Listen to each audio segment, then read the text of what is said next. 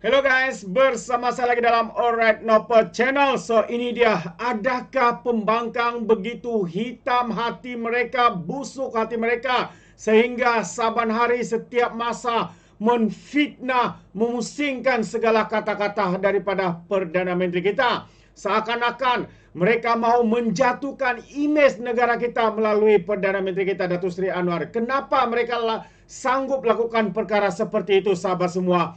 Pada pandangan saya, mereka ini layak dipanggil sebagai pengkhianat negara dan juga politikus sampah masyarakat. Tidak habis-habis memusingkan, mengambil sekerat-sekerat video, lalu diviralkan, lalu dipusingkan segala maksud sebenar yang cuba disampaikan oleh Perdana Menteri kita. Dan sekali lagi, seorang lagi ahli parlimen daripada Perikatan Nasional melakukan perkara yang sama.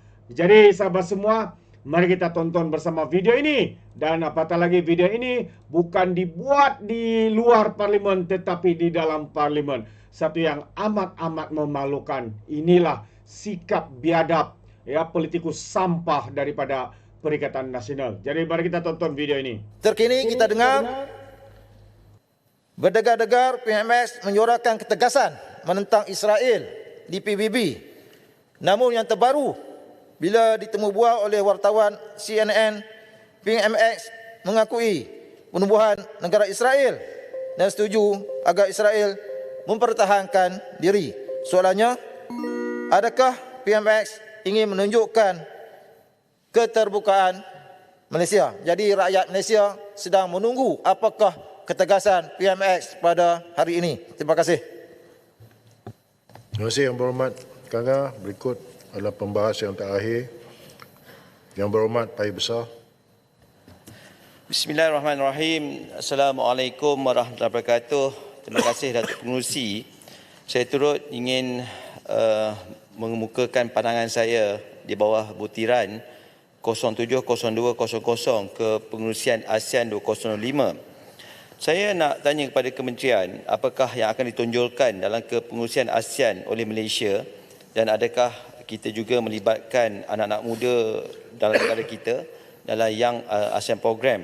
Kerana Datuk Pengerusi, in every one decade barulah kita dapat jadi pengerusi. Jadi sudah mestinya ASEAN ini bukan tertumpu sahaja kepada polisi mereka. Education diplomacy ini dapat kita perkasakan. Saya yakin kita akan jimat masa kerana mereka berada di negara kita lebih kurang 4 negara kita, dan saya pasti sama pelbagai hala. Saya mengucapkan tanah dan syabas kepada Yang Amat Berhormat Tambun di atas ketegasan dan menerusi kenyataan negara di sidang kemuncak luar biasa Arab dan Islam untuk mendesak supaya agar dibina satu konsensus menggantung bahkan menyingkirkan Israel daripada pertubuhan PBB.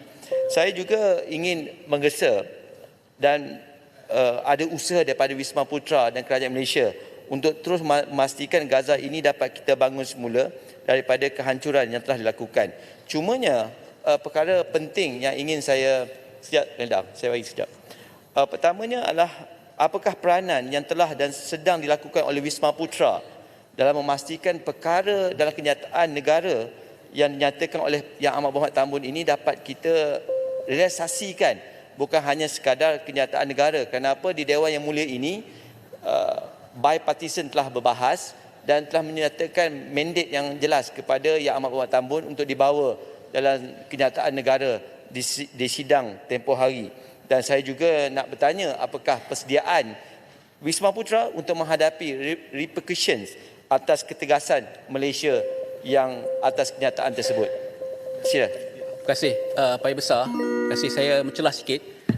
Setujukah sebenarnya Pahir Besar dalam konteks kita sebut tentang pendirian Malaysia, tentang Palestin terutamanya ini, untuk kita tidak hanya berdasarkan kepada beberapa kerat temu bual yang keluar, yang disebutkan oleh ahli-ahli yang berhormat tadi berkenaan dengan temu bual CNN kepada Yang Berhormat Tambun, kerana saya rasa tidak adil untuk mengambil satu konteks sahaja tapi tidak melihat secara keseluruhan temu bual tersebut. Ada perkara-perkara disebutkan yang jelas menggambarkan pendirian Malaysia untuk menentang penjajahan Israel ke atas Palestin. Apakah kaedah untuk kita kerat saja dan kemudian persoalkan pendirian Malaysia dalam hal ini berkenaan dengan isu Palestin? Terima kasih. Datuk Pengerusi, saya yang disebutkan oleh Yang Berhormat Ledang, bagi saya tidak terkejut perkara itu berlaku. Kerana semalam Yang Berhormat Masjid Tanah bangkitkan perkataan hearsay, kabar-kabar angin dibawa dalam masuk Dewan. Saya tak bimbang perkara itu.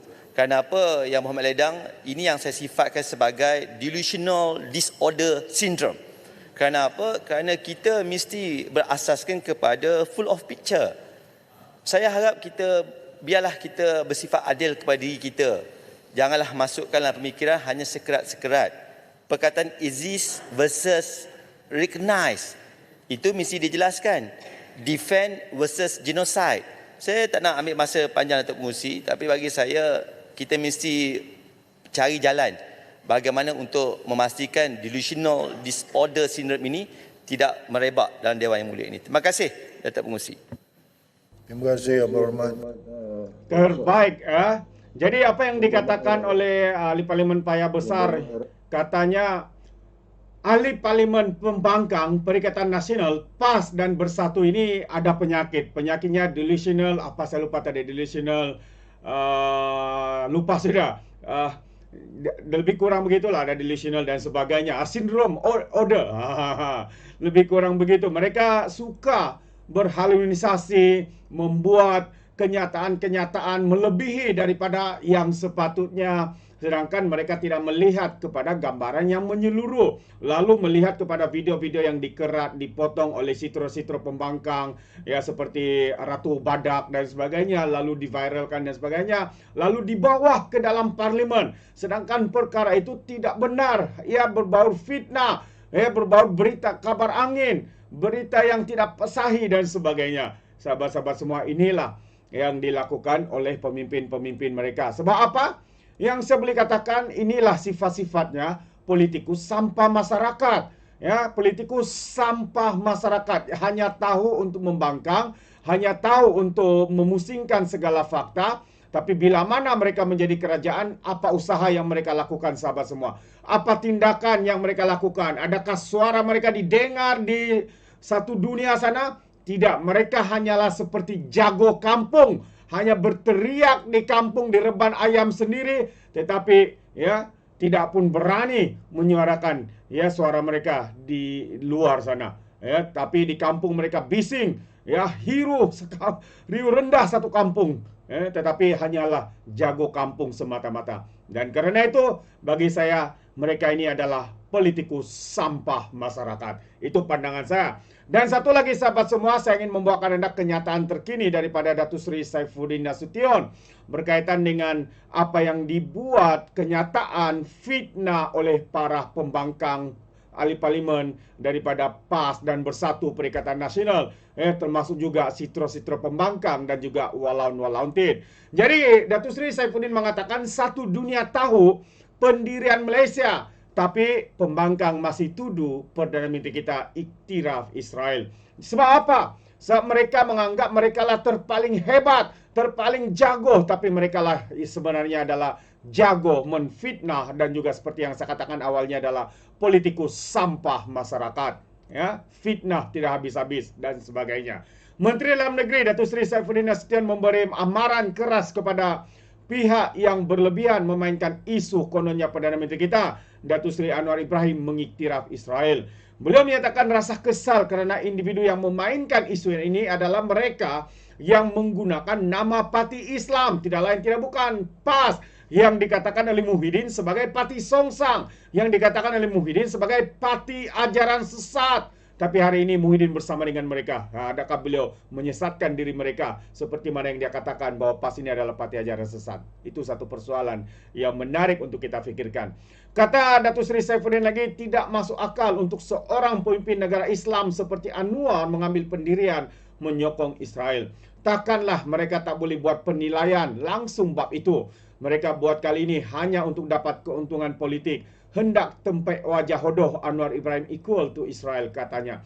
Dan Datuk Seri Saifuddin menambah, maka mereka hendak mengajak mailah orang Melayu Islam jangan sokong Anwar. Tujuan mereka macam itu. Perbuatan ini hanya untuk memancing sokongan. Itu yang saya kesalkan, katanya dalam satu sidang media semalam.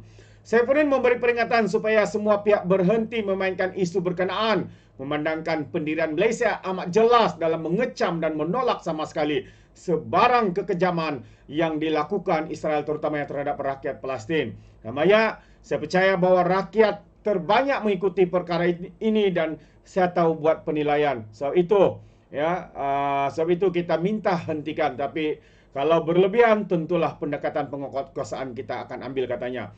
Terang-terang pendirian Malaysia diketahui seantero dunia, diketahui oleh kawan-kawan dan lawan. Tiba-tiba ada kenyataan yang memperlekehkan kebijaksanaan rakyat dengan dakwa Perdana Menteri kita mengiktiraf dan sokong Israel. Sebab itu kita suruh dia dan mana-mana pihak berkaitan untuk hentikan perbuatan ini, katanya lagi. Jadi kita harapkan individu-individu ataupun ahli-ahli parlimen daripada PAS dan Bersatu yang tidak habis-habis memainkan isu ini, harus diambil tindakan yang sewajarnya. Karena kita tidak mahu negara kita ini hancur dengan pemahaman ekstrim, dengan penunggangan agama dan bangsa yang dilakukan oleh parti ini. Dan kita tidak mahu negara kita dihancurkan terus-menerus dengan penunggangan yang sedang berlaku, seperti mana yang kita nampak di Dewan Rakyat, di luar sana. Walaupun percaya, sitro-sitro pembangkang percaya dengan apa yang mereka lakukan. Hakikatnya semua itu adalah berita palsu,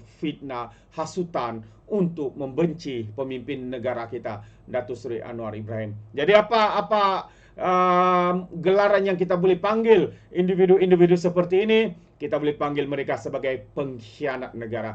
Bersusah payah negara kita untuk menyuarakan komitmen kita, tapi mereka pula mahu menghancurkan imej negara kita. Tidakkah mereka selayaknya dipanggil sebagai pengkhianat negara ataupun penderhaka negara? Bagi mereka yang terlibat dalam politik, kita mungkin boleh anggap mereka sebagai politikus sampah masyarakat. Itu pandangan saya, sahabat semua. Bagaimana dengan anda? Adakah anda setuju atau tidak? Anda berikan komen di dalam ruangan komen. Jadi izinkan saya untuk mengundurkan diri dan seperti biasa peribahasa mengatakan, tapapun kangkap, 2 tahun keinginan. Dalam bahasa Melayunya, tepuk dada, tanya selera. Sekian daripada Alright No Channel, sampai kita berjumpa lagi. Bye-bye.